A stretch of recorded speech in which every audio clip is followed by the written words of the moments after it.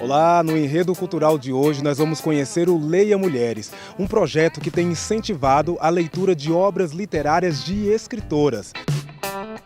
Também vamos a uma exposição conhecer parte do nosso patrimônio histórico-cultural sob o olhar de vários fotógrafos. E da Praça Universitária nós acompanhamos a apresentação de um espetáculo de mágica e circo. Tá muito legal. Bora começar?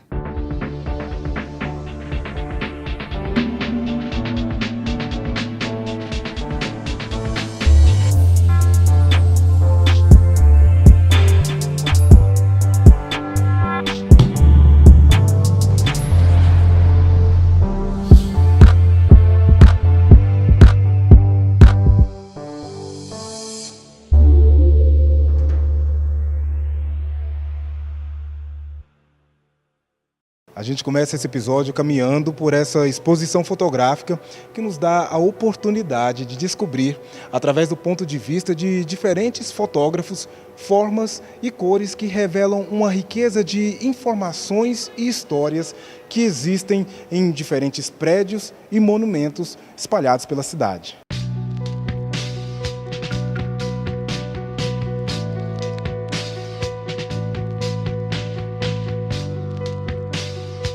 O Conselho de Arquitetura e Urbanismo incentivou, as pessoas a registrarem numa mídia física, essas imagens, num período onde as imagens são muito efêmeras, elas acabam desaparecendo em muitos casos 24 horas depois.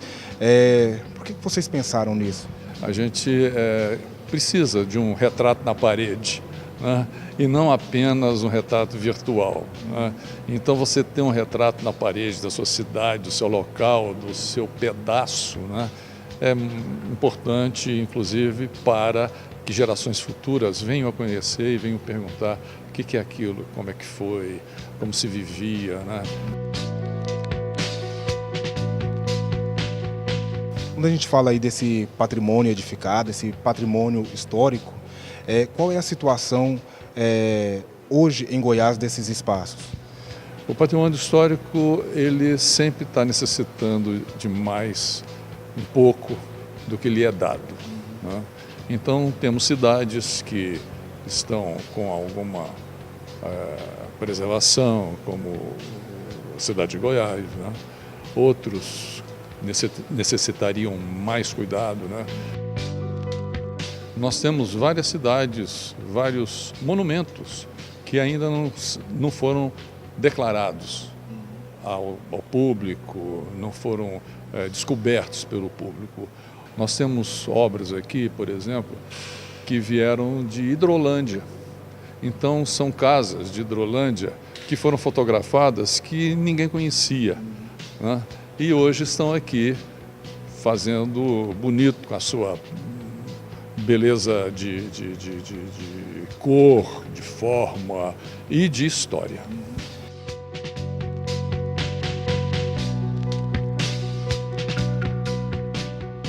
E pensando nos centros urbanos, nas grandes cidades, esses espaços eles estão cada vez mais desaparecendo, para dar lugar a outras construções.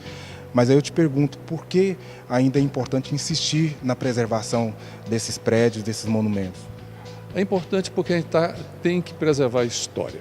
Você tem, pelo mundo afora, cidades que dão um retorno em termos de financeiro imenso, simplesmente porque tiveram cuidado de preservar os seus edifícios, as suas imagens, as suas igrejas, né, suas pontes. Nós temos a obrigação, como arquitetos, né, como urbanistas e como cidadãos, né, de ter esse cuidado e exigir que o poder público, né, que o empresariado, né, tenha também essa mesma meta. Arnaldo, muitíssimo obrigado. Parabéns pelo projeto.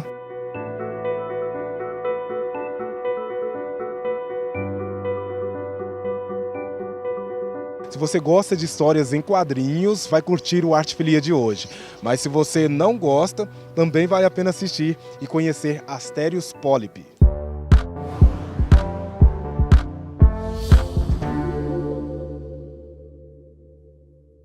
Olá, eu sou Ademir Luiz, sou professor da UEG, especialista em História Medieval, romancista, colaborador da Bula e também quadrinista. Hoje vamos falar sobre quadrinhos. Dentro de quadrinhos eu quero falar de Asterios Polyp, feito por David Mazzucchelli, muito conhecido por Batman Ano 1 e Catherine Murdoch, dois clássicos dos quadrinhos. Na minha opinião, o Asterios Polyp, ele resolve uma polêmica. Quadrinho é literatura? Quadrinho geralmente é colocado como a nona arte e, de fato, aqui ele mostra que o quadrinho é algo totalmente diferente. Não é cinema, não é literatura. O que o Mazzucchelli realiza nessa obra só pode ter sido feito nessa mídia. E é, de certa forma, uma enciclopédia de artes gráficas. Fundamentalmente, é uma história de redenção. O protagonista, Asterios Polyp, ele é um arquiteto, só que um arquiteto sem obras. Ele é o que se chama de arquiteto de papel. Ele desenha, ele planeja, mas não realiza. Porém, muito respeitado, né, nessa questão da teoria. O David Mazzucchelli, ele usou todos os recursos possíveis para chegar nesse resultado final. Ele teve uma carreira longa na Marvel, na DC, produziu obras importantes e tal, trabalhando com artes plásticas também, né, artista plástico, e ao mesmo tempo produzindo muito lentamente, realmente caprichando em cada detalhe no Asterios Polyp. Depois de 10 anos ele publicou e foi um sucesso de crítica. A história ela se passa em tempos diferentes, né? O passado tem um tom, o presente tem um tom, e quando uma figura, por exemplo, um personagem está discutindo com outro, e um personagem é dominado por uma cor, né, e o outro por outra cor, quem está vencendo a discussão ao longo dos quadrinhos, ao longo da página, vai dominando a página com a sua cor. Ou seja, é um recurso que até talvez pudesse ser reproduzido com iluminação, mas ficaria artificial. Agora no quadrinho não, no quadrinho é orgânico. Bom, eu sou Ademir Luiz, falei para vocês um pouquinho aqui sobre Asterios Polyp. Se você não gosta de quadrinhos, é uma porta aberta para você ver a dimensão dessa mídia. Se você gosta, você vai ver uma bíblia, né? Então, o convite está feito, Asterios Polyp, leiam.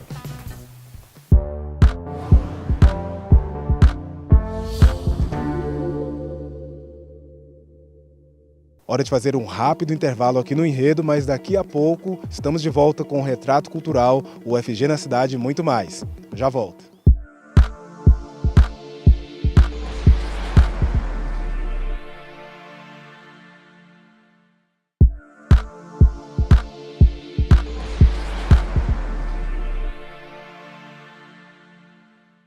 Alunos da Faculdade de Artes Visuais da UFG ocuparam o prédio com muita arte. Desta forma, além de mostrarem os seus trabalhos, eles também chamaram a atenção de toda a comunidade.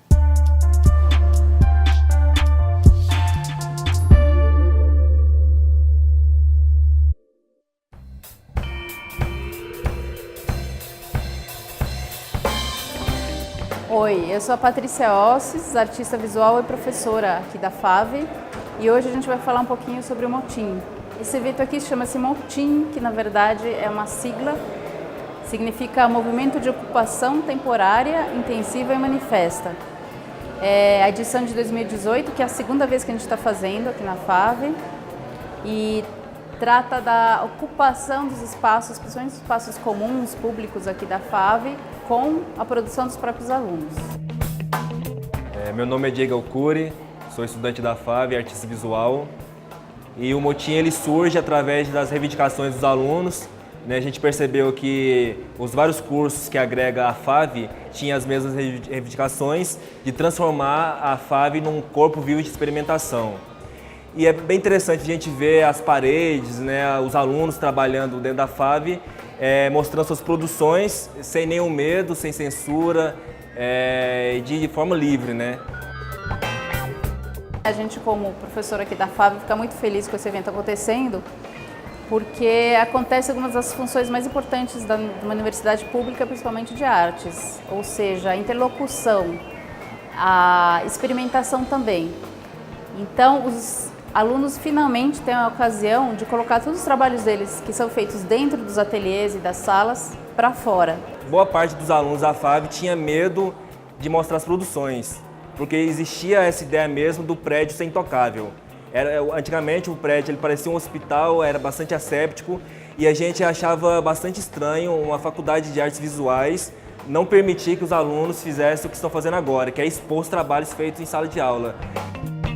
São trabalhos de fotografia, desenho, gravura, performance, intervenções pontuais, e é tudo muito espontâneo. A ideia é tornar visível realmente a produção dos alunos. O motim ele é bastante democrático. A gente se reúne primeiro com os alunos, com os professores, e a gente decide alguns pontos, né, algumas ideias, alguns tipos de performance, de trabalhos a ser apresentado.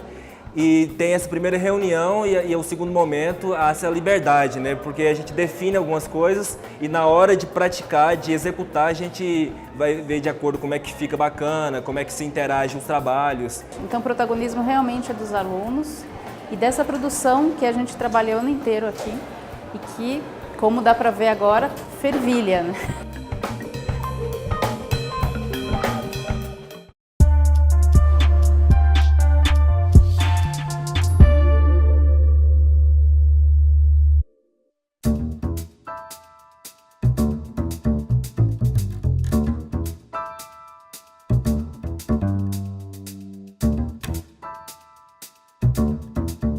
A literatura feita por mulheres é rica e consistente, mas ainda hoje não tem a visibilidade que merecem e, consequentemente, os leitores na mesma proporção. Para tentar mudar essa história, surgiu o Leia Mulheres. Cristiane, o que é o Leia Mulheres? Bom, o Leia Mulheres é um projeto que ele é nacional, né? Ele começou, na verdade, em São Paulo e foi se espalhando por várias cidades do Brasil. E o intuito dele, na verdade, o intuito principal é que a gente leia mais livros escritos por mulheres. Como que esse projeto, esse movimento surgiu? Porque ele não surgiu aqui no Brasil, né? Não, ele surgiu na Inglaterra. Na verdade, foi um movimento de uma escritora inglesa que percebeu, né, que é uma tendência mundial, que as mulheres são menos publicadas, né? As escritoras são menos publicadas e, consequentemente, elas são menos lidas, menos resenhadas, menos criticadas. E aí ela lançou uma hashtag nas redes sociais, né, pedindo que as pessoas lessem mais mulheres, né? Com o clube, né, a gente percebeu que, na verdade, com as pesquisas que a gente faz, que a gente tem um universo enorme na literatura de mulheres escrevendo. A gente só precisa dar mais atenção a elas, né? Maria Clara, nesses 3 anos, quais foram as obras que você pode destacar dentro desse projeto que chamaram mais atenção? Olha, a gente já leu muitas obras diferentes, né? Acho que das obras que a gente pode chamar atenção é quando a gente leu A Garota Siririca, da Love Six, né? Porque foi um encontro que teve muita gente, a gente discutiu um assunto muito tabu, que é a questão da masturbação feminina. Então, assim, muita gente que quis participar, quis dar o seu depoimento, né? Então, assim, foi um momento de juntar muitas mulheres que tinham curiosidade sobre a prática, né? Então, acho que esse foi um encontro emblemático. A gente procura variar muito a temática dos livros escolhidos, então a gente já teve livro desde história em quadrinhos, que foi um encontro que nos surpreendeu, porque chegou a reunir quase 100 pessoas que vieram, como autoras orientais, por exemplo, né? As editoras, elas estão ultimamente dando atenção para essas mulheres? Então, depois que surgiu essa hashtag em 2014, né, que foi um momento muito importante de levante das mulheres, né, que teve muitas manifestações políticas, as livrarias começaram a usar essa hashtag, começaram a destinar um stand na livraria para mulheres, sobre mulheres. A Flip mostra também, já homenageou mulheres, né, que era uma coisa que não acontecia tanto, né? Então, acho que isso mostra que o mercado editorial e o público e também os pesquisadores estão prestando mais atenção nas mulheres. Goiás tem boas escritoras, quem são elas? Olha, Goiás tem escritoras maravilhosas, né? Tem a editora Negalilu, por exemplo, que é uma editora mais alternativa. Ela publica muito dessas mulheres, né? Tem a Dairan Lima, a própria Negalilu, que é do livro da Larissa. Então, assim, tem muitas escritoras que agora estão tendo mais essa divulgação. Hora de fazer um rápido intervalo aqui no Enredo Cultural, mas no próximo bloco a gente tem retrato cultural e muito mais.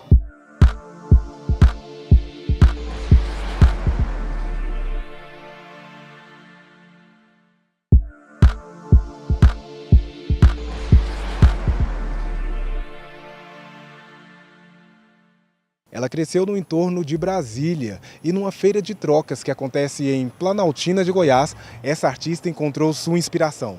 Conheçam Camila Soato.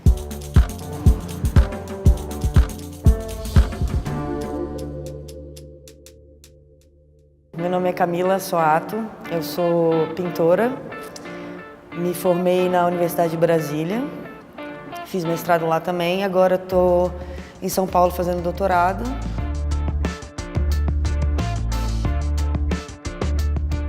Mas tem uma história que minha avó conta, que inclusive a respeito da fuleiragem, que eu trabalho muito. Eu fui na Feira do Rolo, em Planaltina de Goiás, que sempre foi a cidade que eu cresci e tive a minha infância toda lá. E eu fui com a minha bicicleta e troquei minha bicicleta num pangaré. E cheguei com um pangaré na casa da minha avó. E a minha avó olhou aquilo e falou, nossa, que fuleiragem é essa, sabe? Não pode descuidar que essa menina faz arte. Foi perceber o feminismo dentro do meu trabalho. É perceber o meu lugar enquanto mulher, enquanto pintora, num espaço que é bem machista mesmo. E enquanto a gente fala de Caravaggio na universidade, a gente fala de Rembrandt e parará, e as mulheres até hoje, né, ficam nesse lugar de sombra, né, de não sujeito mesmo, enquanto protagonista da sua própria história. Eu não tenho não é que é uma pretensão de abrir espaço para outras mulheres, porque elas já estão aí. As mulheres negras já estão batalhando, por exemplo, há 1000 anos, sabe? As mulheres lésbicas, as mulheres trans, entendeu? Então, eu não estou abrindo espaço para ninguém, mas só uma força de resistência conjunta. Porque eu vivi numa família com mulheres muito poderosas, não só minha mãe, a minha avó, essa história da minha avó, e enfim. E voltando à infância, aquela coisa da minha mãe falar assim, menina, sai de calça na rua porque você não pode machucar a perna. E ao mesmo tempo são mulheres fortíssimas, que machucaram braços, pernas, para conseguir chegar onde eu tô, sabe? Para me fortalecer, para ser um exemplo para mim.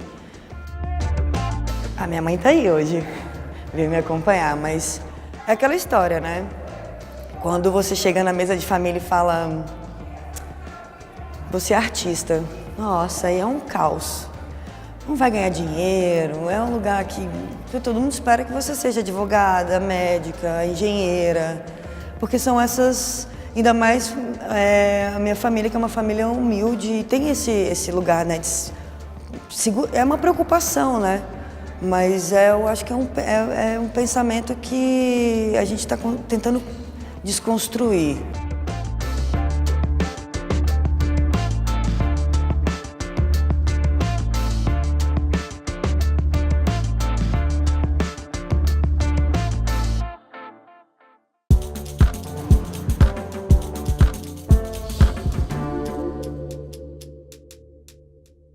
No século passado, as feiras livres eram uma importante rota para a apresentação de ilusionistas que faziam daquele espaço um polo de economia e lazer.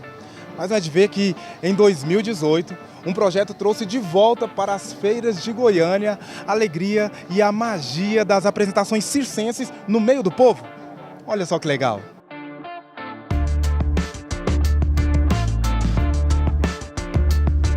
Desde a Idade Média, os mágicos seguiam as rotas das feiras, realizando as apresentações. As feiras sempre foram um circuito muito importante para os artistas circenses de forma geral, não somente os mágicos. E justamente essa é a proposta do projeto Feiras Mágicas, é resgatar a feira não só como um local de comércio ou um local de alimentação, mas também como um local de lazer, de cultura, de diversão. E como é fazer mágica hoje, Diogo? Em tempos em que a tecnologia, né, avançou tanto? É um grande desafio, principalmente para nós artistas de rua. porque depois do advento da mágica televisiva, né, a mágica de rua, ela sofreu uma queda muito grande. Aqui a gente tem essa possibilidade de fazer, né, cara a cara, próximo do espectador, e também essa coisa da surpresa, né, que a arte pública traz, né, de muitas vezes a pessoa vir aqui, tá passeando na feira, nem imagina, nem espera e se depara aí com um show maravilhoso, né? Acho que justamente o diferencial do meu trabalho é trazer essa fusão, né, entre o mistério da mágica, né, e essa graça, essa doçura do palhaço. Você é goiano, né? Se mudou para o Rio de Janeiro para estudar Direito e de repente lá você conheceu a oportunidade de trabalhar com circo, com mágica. E como que foi essa notícia para os seus pais de, ao invés de ser advogado ou um juiz, ser um palhaço, um mágico? Olha, no início foi bem estranho, né? Porque meus pais, né, como goianos, né, eles jamais esperavam que eu fosse ser artista e tudo mais, né? Eu também jamais esperava, né? Foi uma coisa que surgiu assim de repente na minha vida, né? E que trouxe muitos presentes, muitas bênçãos, muitas alegrias. Graças a Deus, muitas experiências positivas, maravilhosas. Eu já tive a oportunidade de circular 16 estados de todas as regiões do país. Já circulei por diversos países aqui da América Latina. Final do ano estou indo para a África com esse espetáculo, vou apresentar ele lá no Saara Ocidental. E é isso, mundo afora, né, levando a alegria e a arte do encanto. Valeu. Parabéns pelo projeto. Muito obrigado.